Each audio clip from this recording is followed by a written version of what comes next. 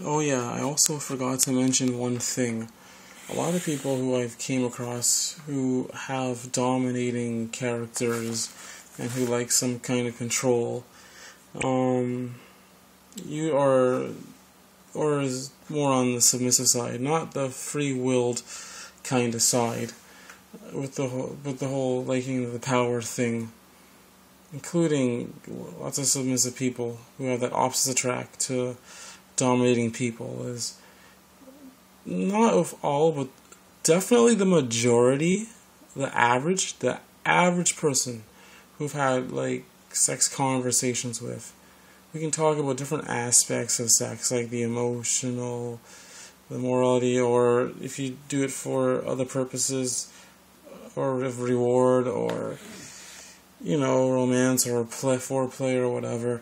Anyways, whenever I talk to these types of people, when it comes to physical pleasure, either they don't really know much on the subject, or they don't really care. They don't say much about it, and it's like, even when I hear them talk about sex, they don't really talk about how much they they how much they don't really talk about how much they love genitalia. Quite a bit of them were germaphobes, not all of them, but a good portion of them really just didn't prioritize sexual pleasure that high when it comes to their personal aspect of sex.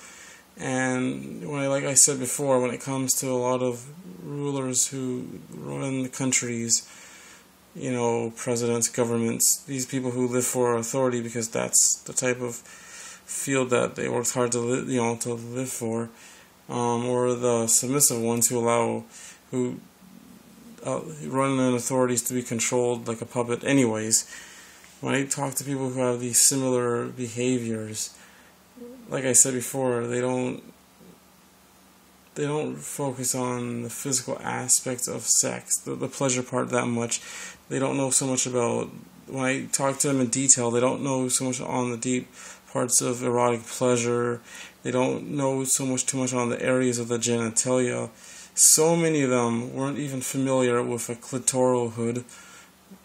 When we talked about the female foreskin, I mean, that's one thing I noticed, I would say, with the average person who loves authority to death, especially extremeness. I'm really, like, even before I was talking earlier, I didn't mean to confuse anything, but I'm talking about more to the extreme on that. And yeah, that's another part of the reason why I think a lot of leaders don't take it so personally, the ones who run the laws and has the control to ban things or put restrictions or rules. I mean, yeah, the average one, I would say, doesn't care too much about the physical aspects of sex. And once again, with that submissive dominating personality, they're not the types of people who represent individuality, and most of them don't really understand to a deep perspective what individual human rights are. So once again, there's, I think, a lot of reasons why it's not like permanently banned out. That's one thing I think with it.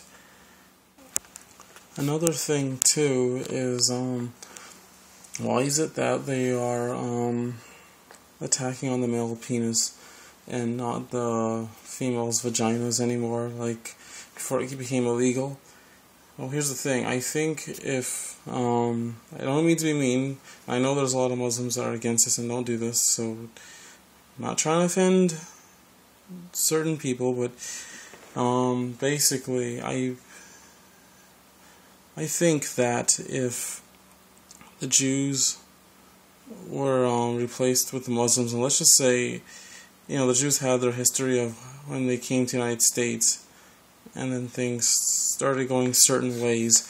I think if it was the Muslims who dominated instead of the Jews, from earlier time in the United States. That and of course America kept going the way I was going with the genital cutting in the past with both genders. I think that there's a good possibility that female circumcision would have never became illegal, and there's a good possibility that the United States could have been probably more like Europe, where the UK, where they try to stop as much male circumcision as possible rather than promote it, since Jews do have power in the United States. I'd almost say sometimes it's more of a Jewish nation than it is a Christian nation, especially on the fact that so much Americans are circumcised like Jews, and the United States is a power country, like how Judaism is a power religion and all that kind of stuff. Sometimes I almost think the Muslims are benefiting off of the Jews when they come to the United States with their given authority to have their males circumcised. And once again, when I talked about a lot of the controlling, dominant, and submissive types of people, when I talked to a lot of them throughout my life, when it comes to details and the priorities, what they focused on sex,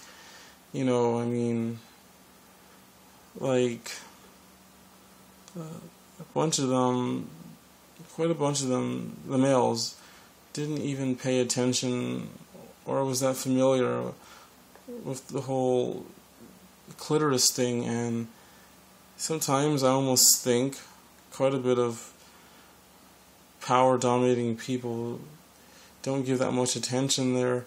Like, it's just something not really, noticed. And I'm pretty sure it was like that back in,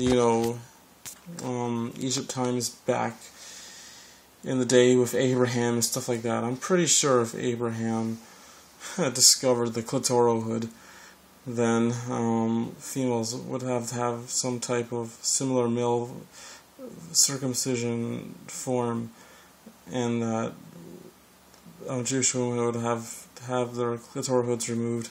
Pretty sure, especially those, I would say, selfish guys knew how to please a woman back then they would have probably discovered it, but I don't think they really knew much about the clitoris. And what's so funny about this is that there's still lots of people in Egypt right now who don't even know what a clitoris is. So I think that should try to tell you something right there.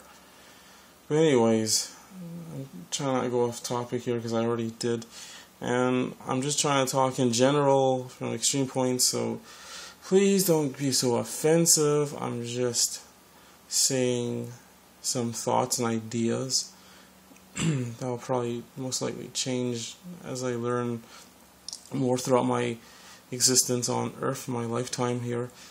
But anyways, this is all I have to say to you for now, Dennis. Great videos, and keep up the good work. Bye.